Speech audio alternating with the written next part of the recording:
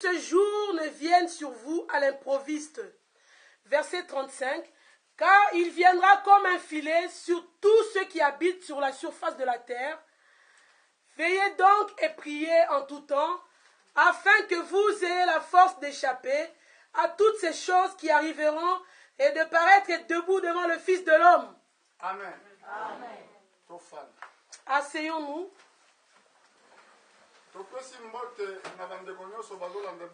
Nous saluons tous les frères qui nous suivent au nom de Jésus-Christ. Amen. Amen. Amen. Amen. Je pense que chacun a sa Bible. Chacun a lu. Maintenant, soyons calmes devant le Seigneur. On a vu ici la parole de Dieu. C'est Jésus qui a dit. Il a dit à l'église. Il faut faire attention. Pourquoi faire attention? Parce qu'il y a un jour. Et il veut dire, il y a un jour qu'on appelle le jour du Seigneur. Là où nous voyons le jour des hommes aujourd'hui, c'est les hommes qui conduisent aujourd'hui. C'est les hommes qui conduisent aujourd'hui. Mais demain, ce sera le jour du Seigneur. Ici, Jésus donne l'avertissement à l'église pour faire attention, pour que vos cœurs ne s'apaisantissent pas. Parce qu'il y a des choses qui amènent les hommes en dehors de Dieu. Pour les choses que le Seigneur dit ici, il parle des excès du manger, excès du boire, et les soucis de la vie. Tous les hommes dans le monde entier, leur problème c'est le souci de la vie. D'autres pour les sociétés s'inquiètent, qui se ferment à cause de la crise. D'autres s'inquiètent parce qu'ils manquent du travail. Tous ces soucis-là sont dans les cœurs des hommes. C'est ça qui empêche que les hommes aient une relation avec Dieu. Jésus a mis le doigt là-dessus. Comme Jésus en a parlé, cela montre qu'il fait que ces choses-là arrivent. Quand vous voyez ces choses, vous voyez les difficultés arriver. Ça veut dire que Dieu vous a abandonné, non. Ça veut dire que Dieu vous a oublié, non. En ce temps-ci, les hommes qui ont la foi auront leur vie sur la foi. Amen. Amen. Est-ce que vous suivez bien? Ceux qui ont la foi, ceux qui ont la foi en Jésus, c'est ceux-là qui seront agréables à Dieu dans ce temps-ci. Parce que Dieu ne peut pas les abandonner. Amen. Amen. Concernant le souci de la vie, beaucoup s'inquiètent. Que ferai-je? Ma vie. Que mangerai-je? Comment m'habillerai-je? Alors quand il s'inquiète pour sa vie, il oublie, il y a un jour du Seigneur qui arrive. Quand le Seigneur reviendra, il te posera la question. Il ne veut pas savoir quel souci que tu avais sur la terre. Il nous a montré quelle façon, comment on peut surmonter nos problèmes. Au verset 35, qu'est-ce qui est dit? Car il viendra comme un filet sur tous ceux qui habitent sur la surface de toute la terre. Le jour là viendra comme un filet, le jour du Seigneur. Ceux qui sont dans les villages, ils savent comment on fait des filets pour attraper les oiseaux. L'oiseau ne veut pas qu'il y ait un filet qui est là devant lui.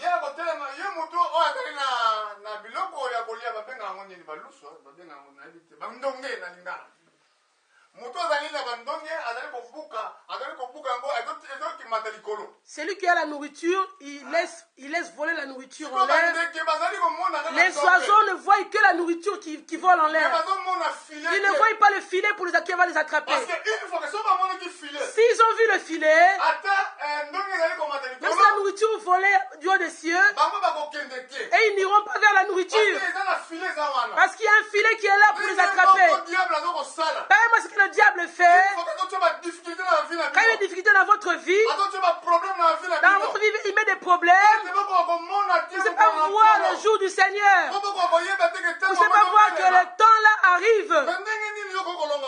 Comment tu pourras vaincre ce jour-là? Au verset 36. Veillez donc et priez en tout temps, afin que vous ayez la force d'échapper à toutes ces choses qui arriveront et de paraître debout devant le Fils de l'homme. Ce qu'il te faut faire, tu dois veiller. Prier. Ce n'est pas seulement un jour. Prier en tout temps. Pourquoi tu pries aujourd'hui? Demain tu ne pries pas. Aujourd'hui tu jeûnes. Après demain tu ne jeûnes pas. Le problème pour vaincre, quand il y a un jour qui existe, il te faut veiller en tout temps. Veiller en écoutant la parole de Dieu. Veiller en priant en tout temps. Pourquoi? Pour que tu restes debout devant le Fils de l'homme.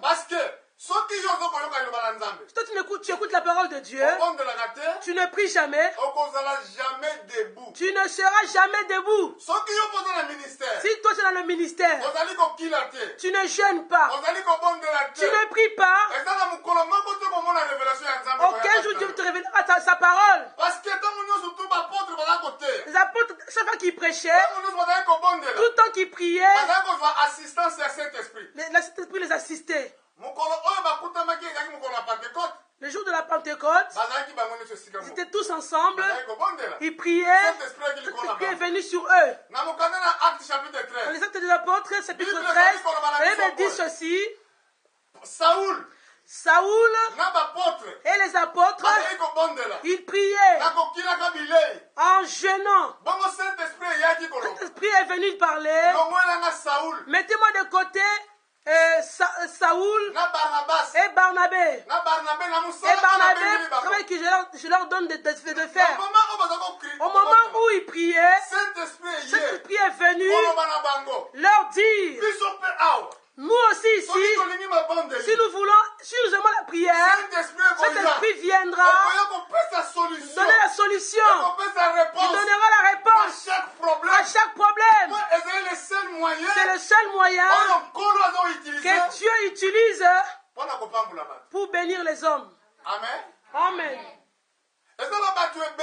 Il y a beaucoup de gens qui n'aiment pas prier. Jésus a déjà prié pour nous. Ils n'ont pas compris les Écritures. Les serviteurs de Jean-Baptiste, au temps où ils priaient, les apôtres ne priaient pas. Parce que l'époux était parmi eux. Le jour où l'époux est parti, ils ont jeûné. Amen. Amen. Il y a beaucoup de gens qui n'aiment pas prier. Quand je dis prier, ce n'est pas la prière du soir qu'on fait le soir. Oh Seigneur, garde-moi, je vais dormir. Oh, garde la nourriture. Je parle de la prière de jeûne.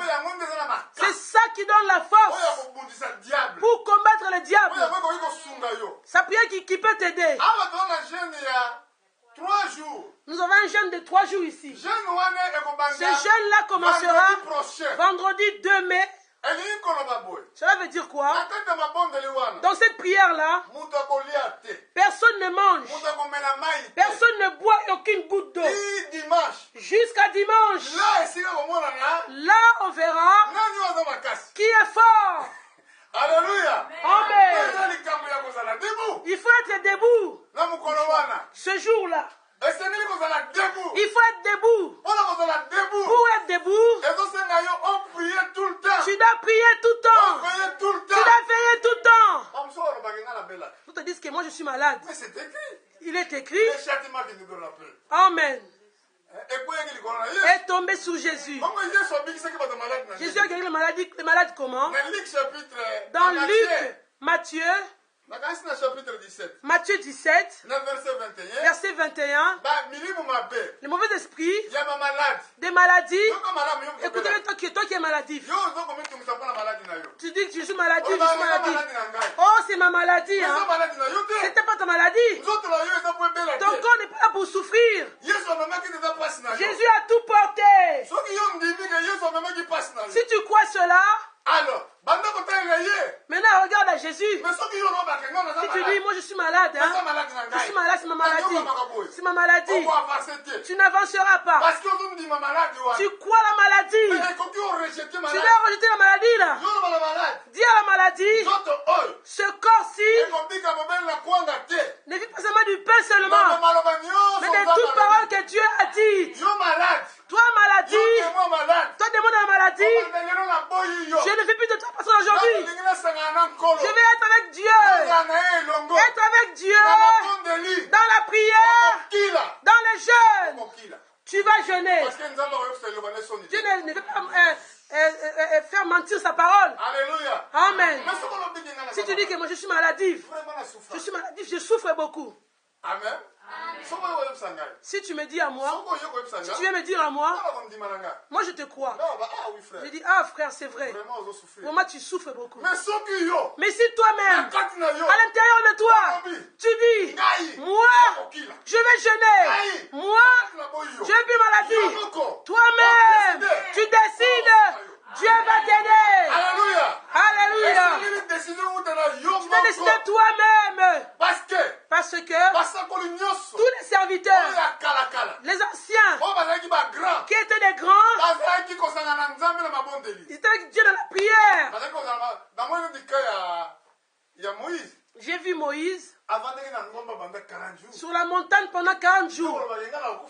Quand tu dirais je vais mourir 40 jours. 40 jours c'est impossible. Il y avait un homme. Son nom Moïse. Il était né comme toi et moi. Marchait comme toi et moi. Avec la confiance qu'il avait sur Dieu. Que Dieu a mis sur lui. Avec la nuée. Dieu l'avait mis sur la nuée. Pas de famine. Quand tu as faim en jeûnant, ce n'est pas Dieu qui te conduit. Quand tu jeûnes, tu ne peux pas avoir faim. Quand tu as faim, ce n'est pas Dieu qui te conduit. Il y en a qui disent ce qu'ils ne font pas. Il dit, oh, il faut jeûner. Lui-même, le matin, là, il prend la semoule, la grosse assiette. Il mange. Non. Toi-même d'abord. Nous d'abord ici, serviteurs. Ceux qui servent Dieu. Nous d'abord. On est dans la première lignée. Quand les gens vont à la guerre, ça veut dire que le commandant d'abord, c'est lui qui est devant tout le monde. D'autres sont derrière. Le commandant est devant. C'est lui qui dirige toute l'armée. Il dit pas seulement, il n'envoie pas les tout petits là qui sont pas forts. Vous partez, moi je me cache. Lui d'abord il est devant pour diriger la guerre. Cela veut dire, pendant la guerre, depuis les conducteurs qui conduisent le travail, c'est eux qui sont devant, qui vont que jeûner. Dis Seigneur, je te donne mon corps pendant 3 jours. Je ne vais pas le nourrir. Je ne vais pas le faire boire. Ta parole dit ceci. On doit veiller. On doit prier tout le temps. Il nous pousse à être debout. Et moi Seigneur, si je ne prie pas, si je ne jeûne pas, comment devrais-je être debout?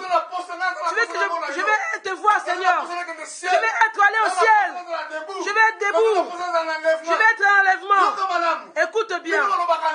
Vous qui dites enlèvement. Comment tu pourrais être enlevé alors que tu ne jeûnes pas, tu ne pries pas tous les jours? Enlèvement, frère. On parle d'enlèvement. Tu n'as jamais prié. Tu n'as jamais jeûné. L'enlèvement c'est dans ta bouche. Regardez bien. Dans les Écritures, tout le temps, quand les hommes priaient, les hommes jeûnaient, c'était devant la présence divine. Dieu était parmi eux. Aucun jour le Seigneur, il vient là où les gens qui sont froids, qui ne prient pas. Même lui-même Jésus, quand il voulait être sacrifié, il est parti dans la montagne. Il est passé dans la montagne. Il était Dieu. Dieu est manifesté en chair. Dieu voilé dans un corps de Christ. Parce que la Bible dit qu'il s'est formé un corps. Il s'est formé un corps. Dans ce corps-là, toute la plénitude de la divinité. Amen. Habiter en lui. Mais il savait très bien, demain, il sera sacrifié. Il sera crucifié. Il était l'agneau que Moïse avait offert aux enfants sortir de l'Égypte. Avant de sortir de l'Égypte, l'enfant d'Israël, Dieu a dit, prenez un agneau de 1 an, sacrifiez-les, immolez-les pendant 2 soirs. Immolez cet agneau-là, ils prendront le sang de l'agneau, ils vont mettre sur le linteau, sur la porte. Parce que le même soir, l'ange de la mort, il y a un ange qu'on appelle ange de la mort. Il passera la nuit sur chaque maison. La maison, puis il y aura le sang. L'ange passera par-dessus. Qu'on appelle la Pâque.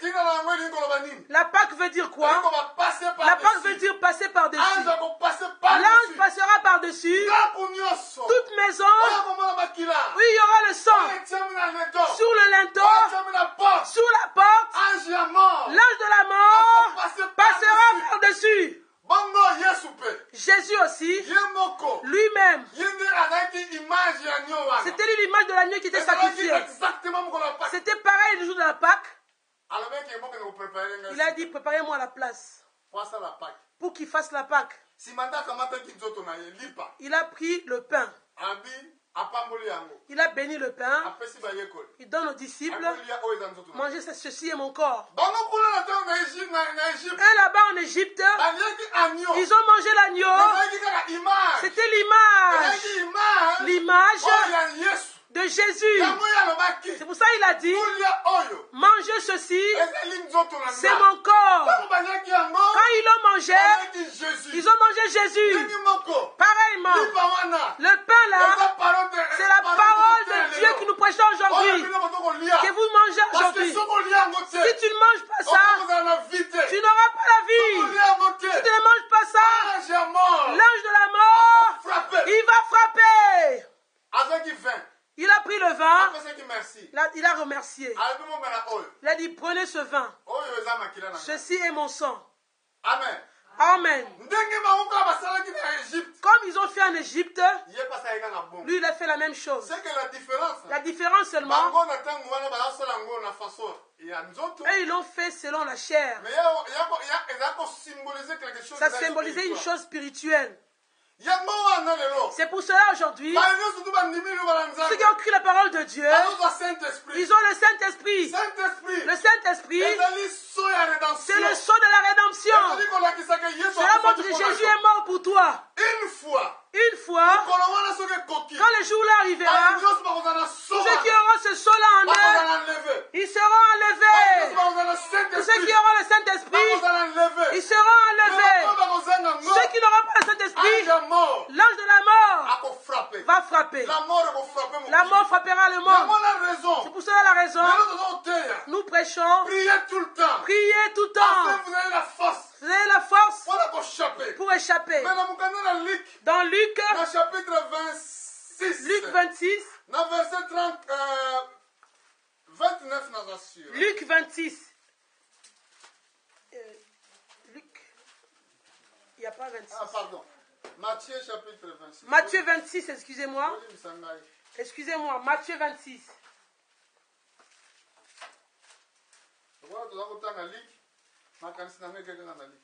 Comme nous lisions Luc, mes pensées sont parties dans Luc.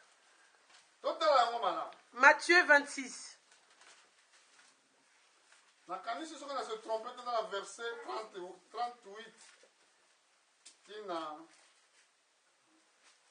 Matthieu 26, je pense au verset 38. Verset 38, si je ne me trompe pas. Lisons cela. Il leur dit alors, mon âme est triste jusqu'à la mort. Restez ici et veillez avec moi. Puis, ayant fait quelques pas en avant, il se jeta sur sa face et pria ainsi. Mon Père, s'il est possible que cette coupe s'éloigne de moi. Toutefois, non pas ce que je veux, mais ce que tu veux. Et il vint vers les disciples qu'il trouva endormis. Et il dit à Pierre, vous n'avez donc pu veiller 1 heure avec moi. Veillez et priez afin que vous ne tombiez pas dans la tentation. L'esprit est bien disposé, mais la chair est faible. Alléluia. Amen. Qu'est-ce qui fait combat à la prière? C'est ton propre corps. Ton corps est faible. Tout le temps ton corps a faim. Ton corps a besoin de manger. Ton corps fait de grandes choses. Le corps n'aime pas les choses difficiles. Le corps veut une belle maison. Le corps veut un beau lit. Une belle voiture. Le corps n'aime pas une mauvaise chose. Le lendemain, le corps va pourrir. Dans le cimetière, il sera jeté. Mais écoutez bien, ici cela parle aux disciples. Dans la montagne, il les a transportés les disciples. Il ne priait pas au même endroit que eux. Il est parti prier plus loin que eux. Il priait. Il a dit, Père, s'il est possible que cette coupe s'éloigne de moi. Toutefois, non pas ce que je veux. Nous les hommes, ne pas faire ce que nous voulons. C'est ça le problème. Nous voulons faire ce qui nous plaît. À la maison, toi femme, pas seulement ce que toi tu veux faire, que tu dois faire. Amen. Beaucoup de femmes ne font seulement ce qu'elles veulent. Toi aussi, papa, écoute aussi les conseils de ta femme. Beaucoup des hommes n'écoutent pas leur femme. C'est moi qui suis l'homme. C'est moi qui domine. C'est moi qui donne la loi. Tu dois écouter aussi ta femme. Amen. Parce qu'un jour, Abraham,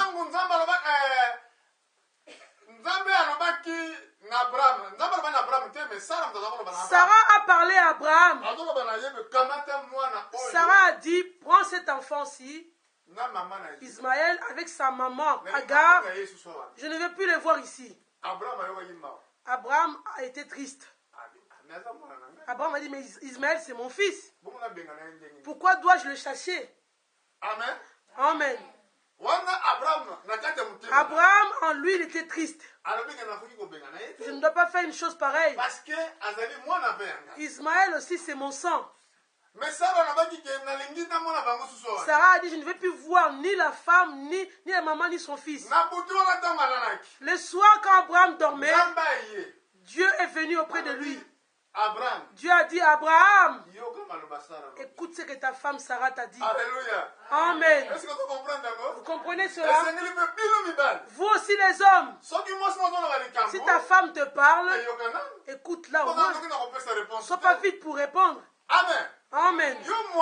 Toi, moi, enfant, femme, à la maison, fais pas ce que toi tu veux. Fais ce que ton mari veut.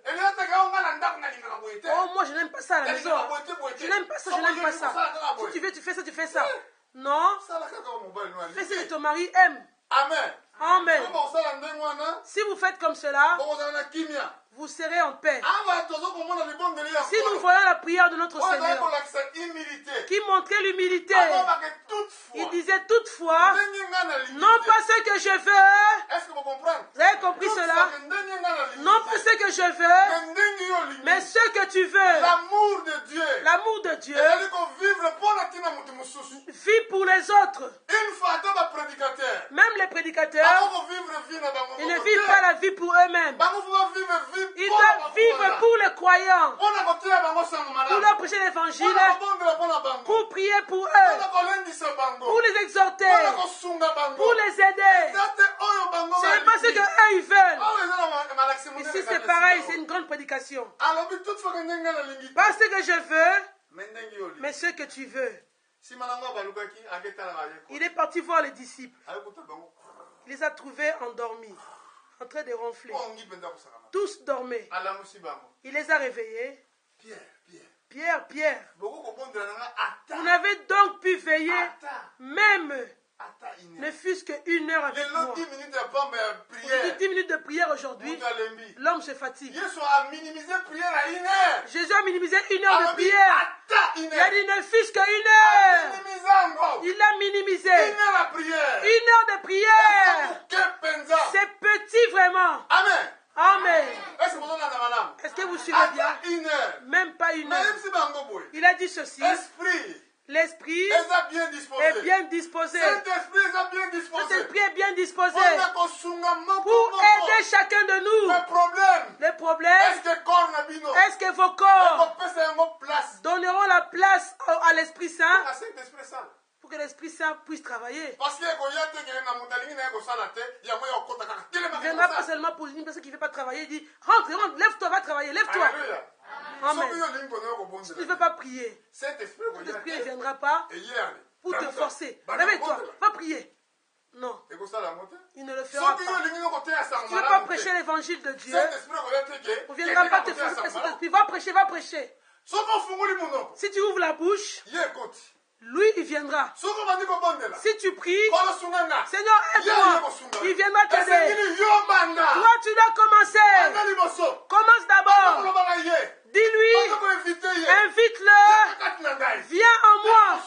Viens m'aider. Viens me conduire. Là, il viendra te conduire et t'aider. Pour t'aider, pour que tu puisses pas donner à la tentation. Et il dit là-bas, nous soyons debout. Dans Luc 21. Pour que nous soyons debout. Ici on dit pour ne pas tomber dans la tentation. La tentation, elle est présente tout le temps. Quand vous sortirez d'ici, si tu ne fais pas attention, tu te trouveras devant la porte. Ne fais pas attention devant le travail, à la maison. Partout, il y a tentation partout. Un homme qui prie beaucoup, Dieu va l'aider. Pour le cas des maladies, moi je suis maladie. C'est telle situation. C'est vrai que toutes les maladies ne sont guéries que par la prière. Matthieu 17, 21. On a vu un homme malade. Amen. Nous arrêterons ici. Nous nous arrêterons ici. Je ne vais pas aller très loin. Amen. Amen. Après, nous allons prier. Chacun doit prendre la force. Que ce jour-là, qu'il soit prêt. Amen. Amen. Dans chapitre 17, verset 21. Matthieu 17. Mais cette sorte de démon ne sort que par la prière et par le jeûne. Il y a beaucoup de démons. Que veut dire le mot démon? Alléluia. Amen. Ne forcez pas. Ça doit venir dans le cœur. Alléluia. Amen. Ça vient du cœur. Si moi je vous force, ça ne vient pas du cœur. Ça ne servira à rien. Ça stimule à l'intérieur. Ça vient de l'intérieur, de la profondeur. L'apôtre Paul dit, on dit Amen par la bouche, mais ça vient de Dieu lui-même. Amen. Comment la Bible dit ici? Mais cette sorte de démon ne sort que par la prière et par le jeûne. Moi, je fais un défi. Même pour ceux qui ont le sida. Vous qui me suivez dans le monde entier, on a une prière de 3 jours. Toi qui me suis aujourd'hui, dans tous les pays où tu te trouves, nous allons prier. Prie avec nous ensemble. Dieu sera avec toi. La prière commence le 2 mai. Ça finira dimanche 4 mai. On commencera dimanche la prière à 10h du matin. Jusqu'à midi ou 13h, on a fini. Prie avec nous. Quel problème qui te tourmente? Problème qui t'inquiète? Dieu a dit à Abraham, ta postérité possédera les portes de ses ennemis. Aujourd'hui, beaucoup de portes sont là. Aux enfants de Dieu, ils n'arrivent pas à le posséder. Les portes de maladie, les portes de tourment, il y a beaucoup de situations difficiles. Alors que Jésus a dit ceci, cette sorte de démons ne sont que par la prière et par le jeûne. Voilà pourquoi, s'il y a un démon qui se met devant tes problèmes, que tes choses n'avancent pas, ici il doit tomber. S'il y a un démon quelconque qui t'empêche, tu n'évolues pas.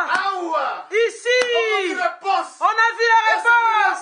Il doit tomber. Ça doit venir de toi-même la chose. Tu dois prendre la décision. À partir d'aujourd'hui, je veux te chercher, Seigneur. Je veux te chercher, Seigneur. Pour telle situation qui m'inquiète. Amen. L'homme qui va au combat, il doit être courageux d'abord.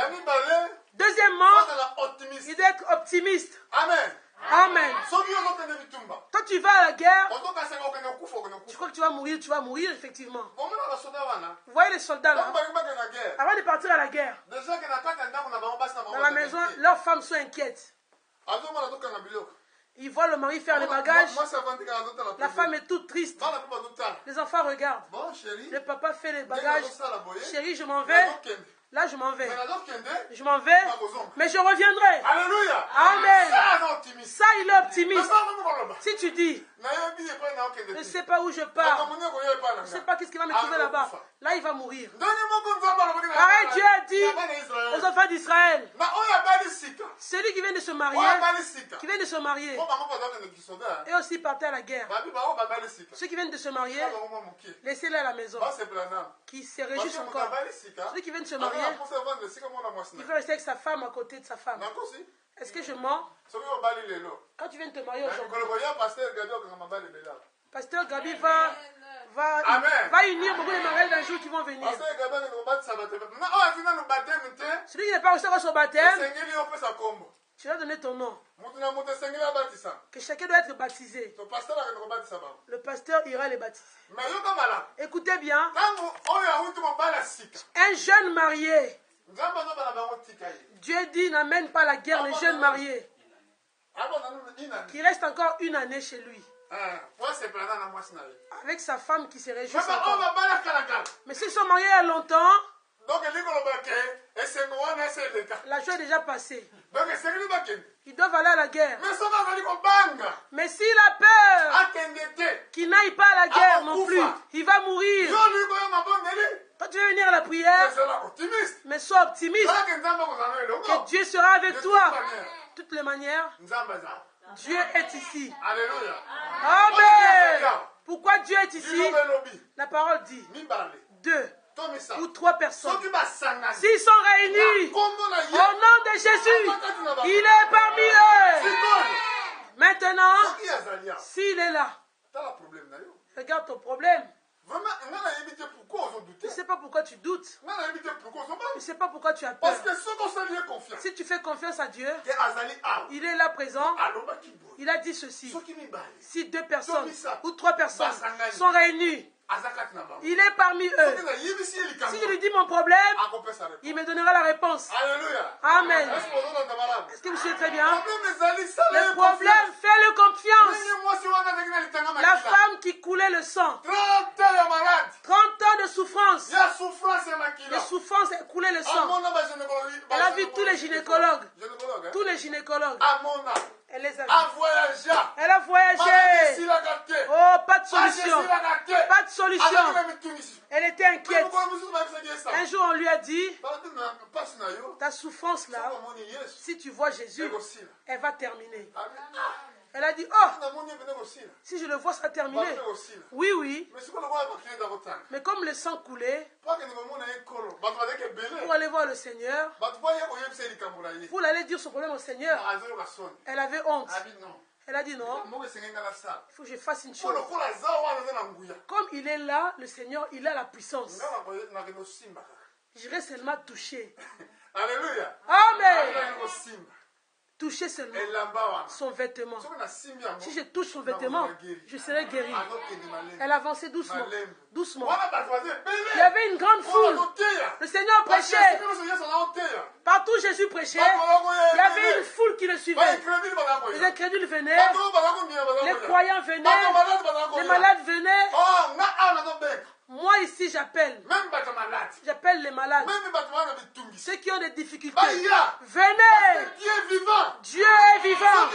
Si tu crois, il est pareil. Je serai avec vous. Amen.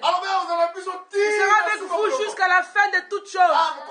Ce jour-là, cette femme-là, elle a dit, j'irai toucher son vêtement. Elle s'avance. Dès qu'elle a touché le vêtement, elle a senti la guérison totale dans son corps. Jésus a dit, on m'a touché. Ils n'ont pas compris les disciples. Ils n'ont pas compris. Ils disent, ouais, tu exagères, Seigneur. Tout le monde te touche ici. On dit qu'on m'a touché ici. Alléluia. Beaucoup l'ont touché. Je ne m'as pas eu qu'à fois.